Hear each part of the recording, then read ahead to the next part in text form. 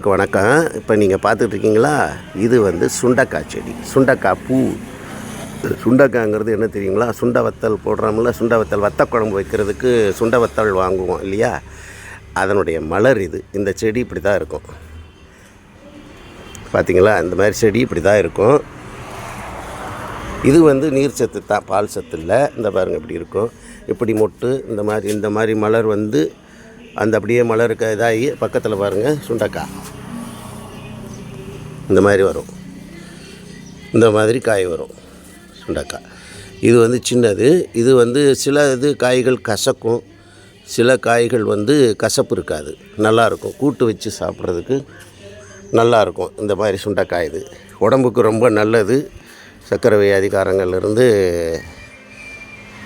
மற்ற சீக்கு உள்ள ப்ரெஷர் உள்ளவங்க இது மாதிரி இவங்களுக்கு இந்த மாதிரி சுண்டைக்காய் இது வாரத்தில் 2 நாள் நல்லா கூட்டு வச்சு, கூட்டுங்கிறது தான் தெரியுமே உங்களுக்கு, நல்லா பாசிப்பருப்பு போட்டு அப்படியே சின்ன சின்ன 2 நறுக்கி போட்டு கெட்டியாக தண்ணியாக வைக்காமல் நல்லா கெட்டியாக வச்சு சாப்பிட்டிங்கன்னா உடம்புக்கு ரொம்ப நல்லதுன்னு சொல்லுவாங்க. நான் வைத்தியர் இல்லை, இருந்தாலும் நாட்டு வைத்தியம் கொஞ்சம் தெரியும்.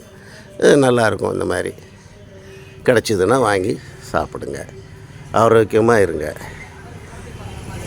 இது எத்தனையுமே வந்து இப்போ உங்கள்கிட்ட நான் இப்போ சொன்னது பூராமே இந்த சுண்டைக்காய், இது செவ்வரளி, அப்புறம் வந்து மருதாணி செடி, அப்புறம் வந்து செம்பருத்தி, டீ தூள் போடுற செம்பருத்தி, டீ போடுற செம்பருத்தி, அடுக்கு செம்பருத்தி, அப்புறம் வந்து நந்தியாவட்டைன்னு சொல்லப்படுற மொட்டு, அப்புறம் அந்த மலர், இது எல்லாமே சொல்லியிருக்கேன். அந்த மாதிரி இது எப்படின்னு பாருங்கள், பார்த்து தெரிஞ்சுக்கோங்க, அறிஞ்சிக்கோங்க.